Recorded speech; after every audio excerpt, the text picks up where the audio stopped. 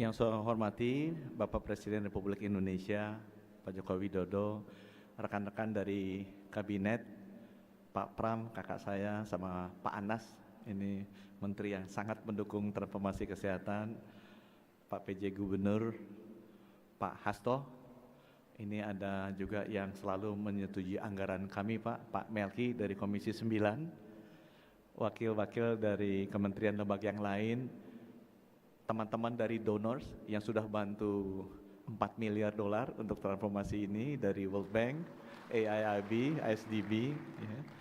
Serta yang saya cintai seluruh insan kesehatan dari 514 kabupaten kota dan 38 provinsi yang hadir.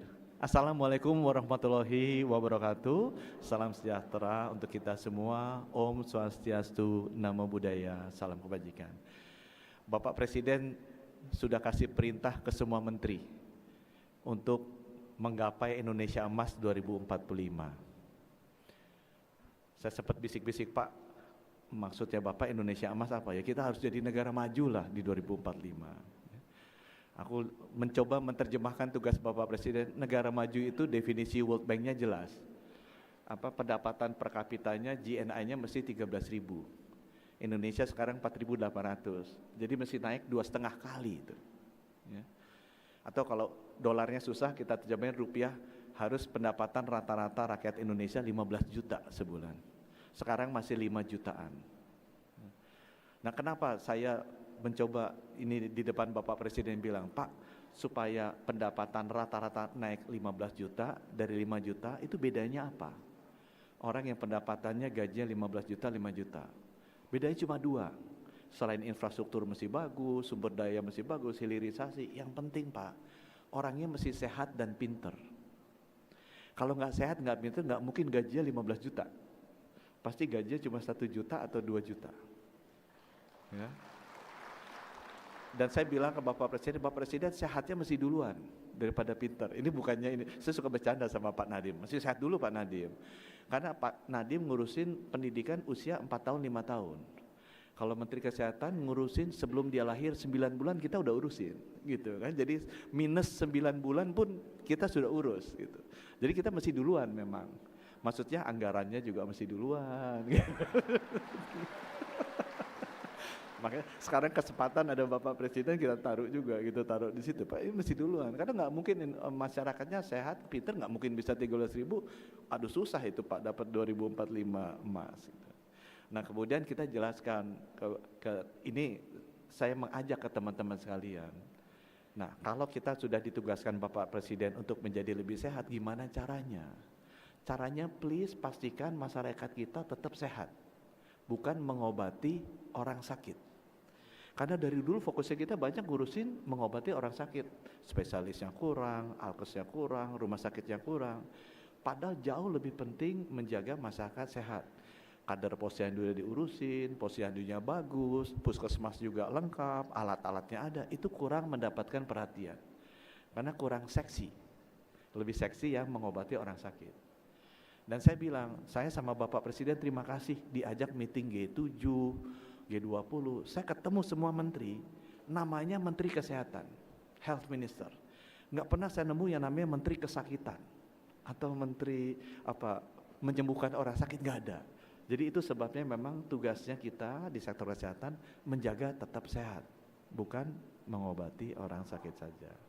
Dan untuk itu Bapak Presiden kami laporkan, kita sudah ada program transformasi kesehatan, ini RPJP sudah disusun Bapak Presiden oleh Bappenas, sekarang kita menyusun RPJMN, dan dalam penyusunan RPJMN ini kita ingin memasukkan konsep baru itu di dalam transformasi kesehatan dengan mengajak partisipasi dari 514 kabupaten kota, 38 provinsi, bukan hanya kepala dinas kesehatannya Bapak Presiden, tapi di sini ada kepala Bapedanya. Karena Bapedanya penting untuk terlibat sejak awal. Termasuk dirut-dirut RSUD kalau nggak salah ada 604 Pak. Ini yang kita undang untuk datang supaya mereka bisa memberikan masukan agar kedepannya itu rencana Bapak Presiden Indonesia Emas bisa tercapai dengan menjaga agar masyarakat kita tetap sehat. Ya. Teman-teman nggak pernah lihat Bapak Presiden kita masuk rumah sakit kan? Itu artinya Menteri Kesehatannya berhasil. Gitu kan? Kalau Pak Pram masuk rumah sakitnya karena kecelakaan sepeda, bukan tanggung jawab Menteri Kesehatan, itu tanggung jawab Menteri Transportasi. Gitu kan. Tapi Pak Pram juga sangat sehat. Itu sebabnya Bapak Presiden kita tutup dengan, selain dengan teman-teman dari RSUD, dari daerah, kita ajak juga pihak swasta. Karena belajar dari COVID, kesehatan itu nggak akan selesai dengan pemerintah melakukan sendiri, tapi harus melakukannya bersama-sama dengan semua komponen bangsa. Tidak mungkin kita lakukan ini eksklusif program Kementerian Kesehatan, tapi harus inklusif dengan semua sektor. Tidak mungkin kita pendekatannya program, tapi pendekatannya harus gerakan dalam bentuk movement, di mana semua social capital, kekuatan modal sosial dimiliki seluruh komponen bangsa, kita bisa rajut satu untuk membangun masyarakat yang sehat. Sehat itu nggak mungkin bisa diurus oleh menterinya sendiri, sama seperti COVID. Tapi kalau semua TNI, Polri, NU, Muhammadiyah, sampai seluruh ibu-ibu di rumah tangga sudah tahu gimana cara hidup sehat, itu adalah cara yang terbaik. Dengan demikian mudah-mudahan mimpi Bapak Presiden untuk Indonesia Emas 2045 bisa kita realisasikan, dan itu adalah tugas kita sebagai insan kesehatan. Terima kasih sekali dan mohon arahannya Bapak Presiden kepada semua teman-teman yang bergerak di bidang kesehatan kali ini. Wabillahi taufiq wal hidayah. Wassalamualaikum warahmatullahi wabarakatuh. Om Santi Santi Santi.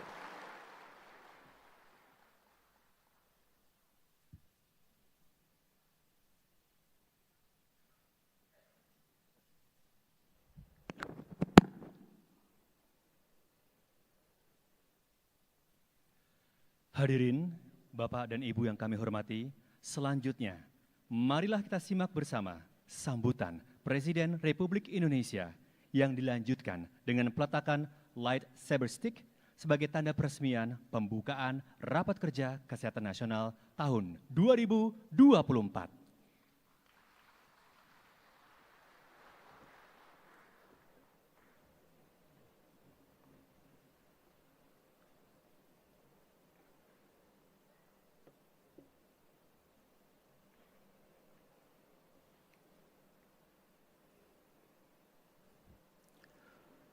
Bismillahirrahmanirrahim.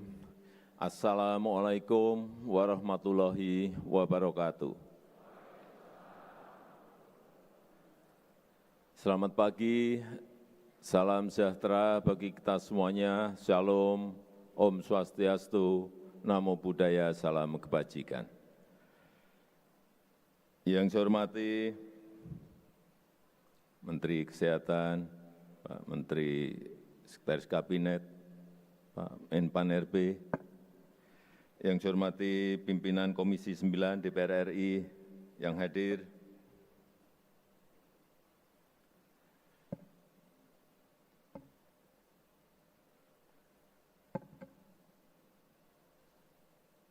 yang saya hormati seluruh pejabat eselon 1 dan 2 Kementerian Kesehatan dan Kepala UPT Kemenkes, pagi hari ini hadir semuanya.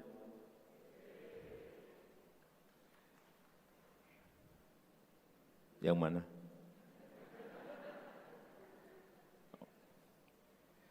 Yang saya hormati Kepala Dinas Kesehatan Provinsi, Kabupaten, dan Kota. Angkat tangan.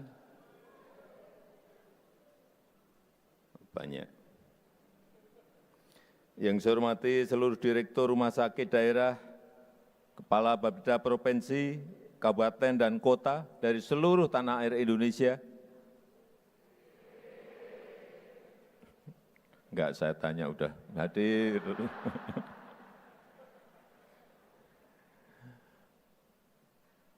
Pimpinan lembaga-lembaga internasional yang juga hadir pada pagi hari ini, para peserta Rakernas Kesehatan Nasional, hadirin dan undangan yang berbahagia.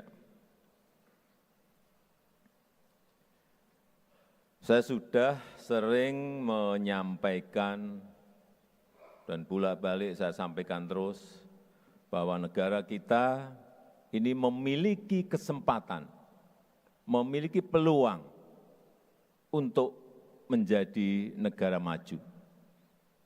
diprediksi dengan hitung-hitungan, diprediksi dengan kalkulasi-kalkulasi baik GDP, baik income per kapitanya, dihitung. Peluangnya besar kita akan menjadi negara maju. Oleh sebab itu, 15-20 tahun ke depan ini menjadi sebuah periode yang krusial. Karena puncak bonus demografi itu berada di tahun 2030-an. Semuanya harus mengerti dulu masalah ini. Puncak bonus demografi itu ada di tahun-tahun 2030-an. Dan 68% dari penduduk kita berada di usia produktif. Ini kesempatan besar. Dan peluang itu biasanya hanya terjadi sekali dalam peradaban sebuah negara. Tidak muncul 2 kali, apalagi 3 kali. Kalau kita bisa menggunakan peluang ini, kita akan melesat masuk ke negara maju. Tapi kalau tidak, mohon maaf, negara-negara di Amerika Latin, itu tahun 50, tahun 60, tahun 70 sudah menjadi negara berkembang. Tetapi karena tidak bisa menggunakan peluang yang ada, sampai saat ini juga tetap menjadi negara berkembang. Ini tidak boleh terjadi dengan negara kita Indonesia. Setuju? Dan kesehatan menjadi hal yang sangat penting. Kunci. Sangat fundamental. Seperti tadi disampaikan Pak Menkes, pinter, tapi enggak sehat mau apa? Jangan ditepuki, enggak sehat kok. Dan Bapak Ibu semuanya yang hadir pagi hari ini memiliki peran yang sangat signifikan untuk mencapai sebuah masyarakat yang sehat bagi Indonesia maju, bagi Indonesia emas. Dan peluang itu jangan dibiarkan hilang sia-sia. Karena kita tahu kita masih punya PR besar. Stunting. Ya, sudah turun. Dari 10 tahun yang lalu 37,6. Turun kemarin akhir tahun di 21,5%. Sudah turun hampir separuh. Tapi harusnya kita mencapai paling tidak tahun ini 14%. Tapi saya hitung-hitung ternyata juga enggak mudah. Tapi enggak tahu kalau dalam kesempatan setahun ini bisa kita capai 14%. Karena ini pekerjaan yang harus terintegrasi.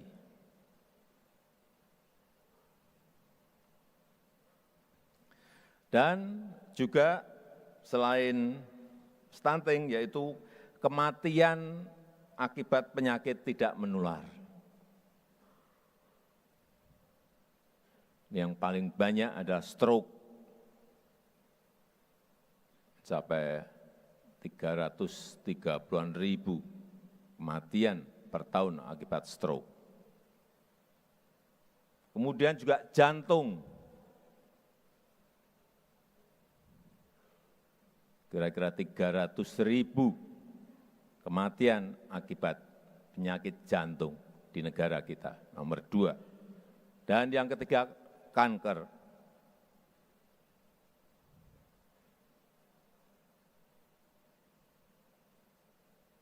Inilah pekerjaan besar kita.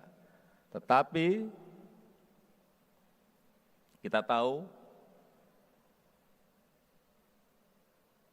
puskesmas sekarang ini sudah dikirim alat-alat lab, USG, EKG untuk mengatasi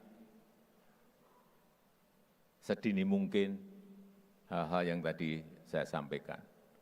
Barangnya sudah datang belum ya? Sudah?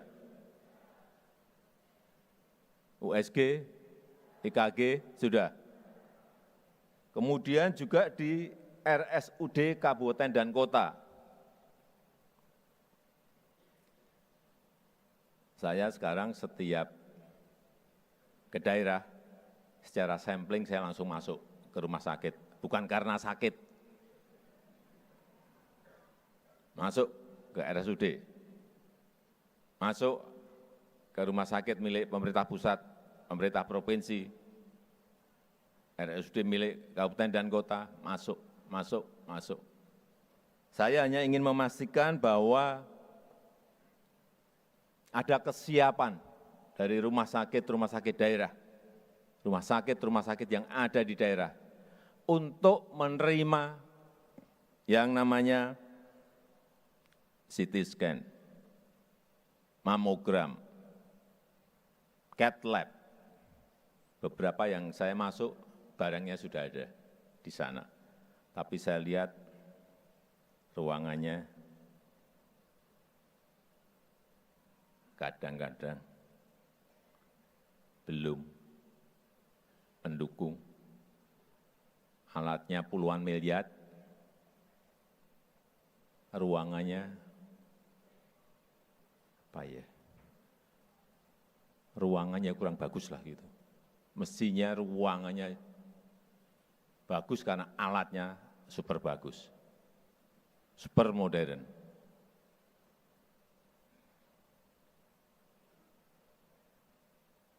Pak Menteri mungkin diberi contoh satu atau dua ruangan yang benar itu seperti apa sih?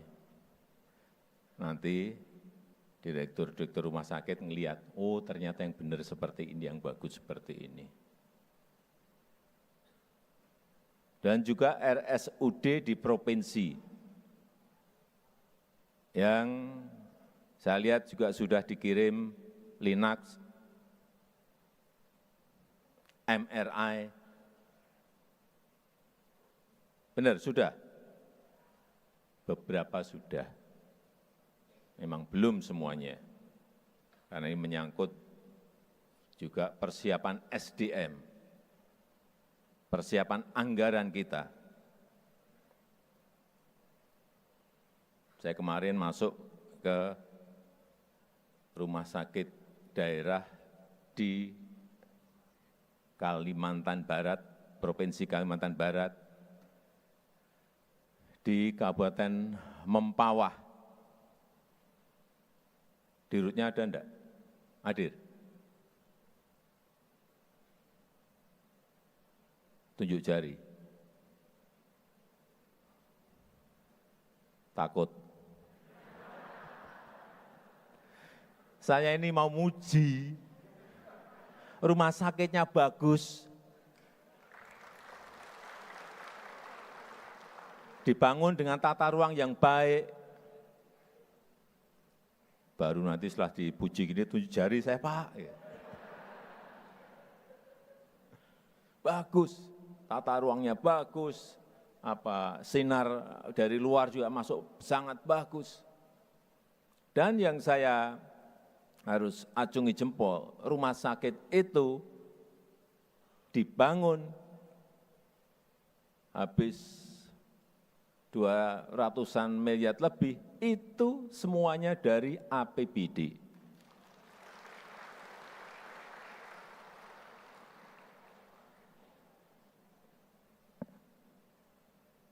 Rumah sakitnya kalau enggak keliru, rumah sakit Rubini.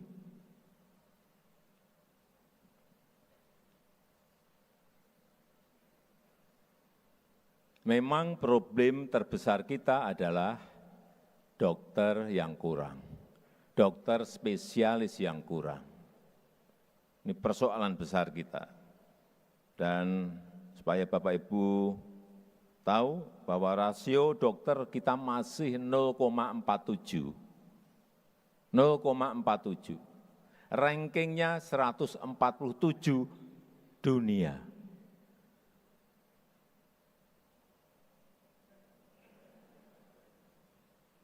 Rankingnya seperti itu. Kita harus tahu. Ini yang akan kita kejar.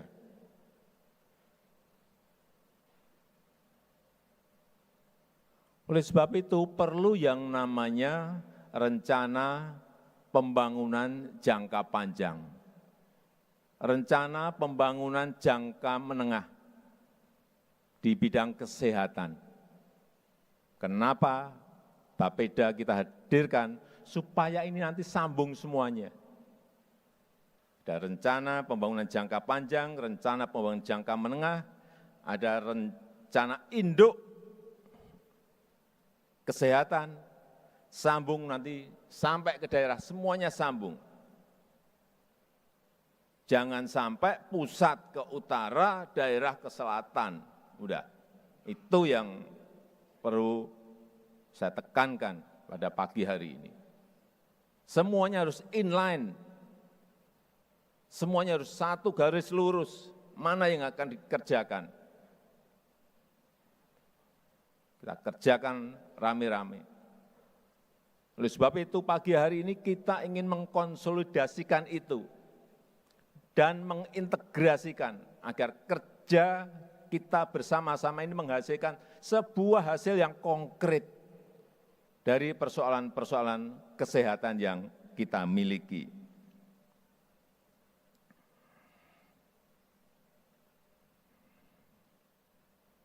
Rencana induk bidang kesehatan akan selesai kapan, Pak Menkes?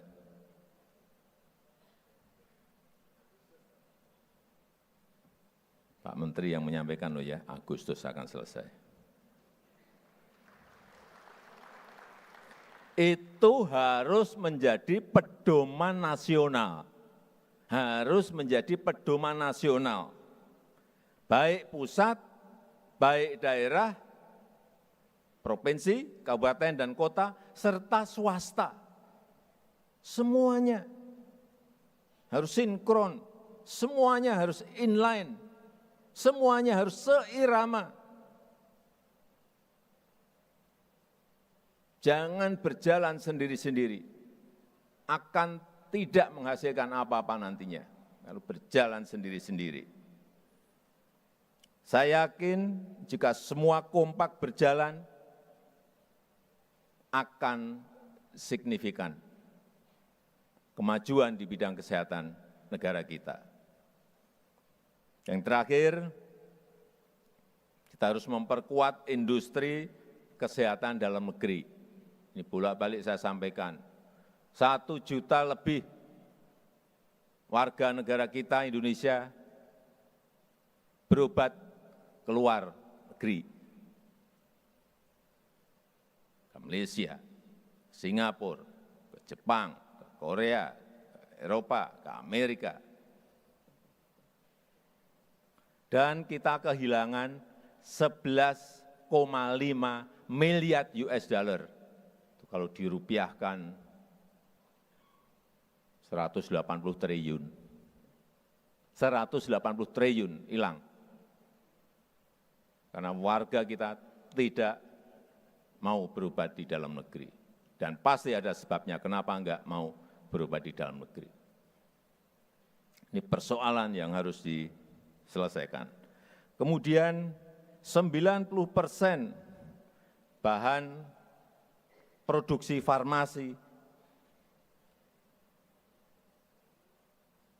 itu masih impor, 90% masih impor. Kemudian 52% alkes kita juga masih dominasi impor. Enggak apa-apa yang alat tadi yang saya sampaikan tadi mungkin belum, tapi urusan misalnya hal yang kecil-kecil jarum, ranjang di rumah sakit, alat infus, selang, ya jangan. Harus kita berani memproduksi sendiri. Saya rasa itu yang ingin saya sampaikan dalam kesempatan yang baik ini. Dan dengan mengucap Bismillahirrahmanirrahim, pada pagi hari ini secara resmi saya buka Rapat Kerja Kesehatan Nasional tahun 2024. Terima kasih. Wassalamualaikum warahmatullahi wabarakatuh. Selanjutnya, prosesi peresmian pembukaan Rakerkesnas tahun 2024.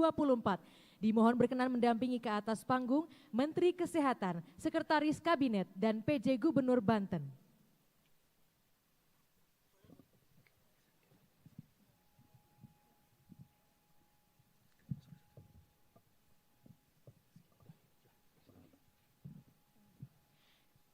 Kita akan menghitung mundur.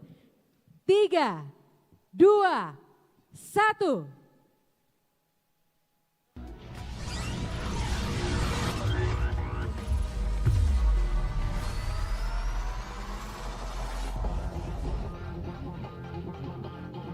Dengan ini, Rapat Kerja Kesehatan Nasional tahun 2024 telah resmi dibuka oleh Presiden Republik Indonesia.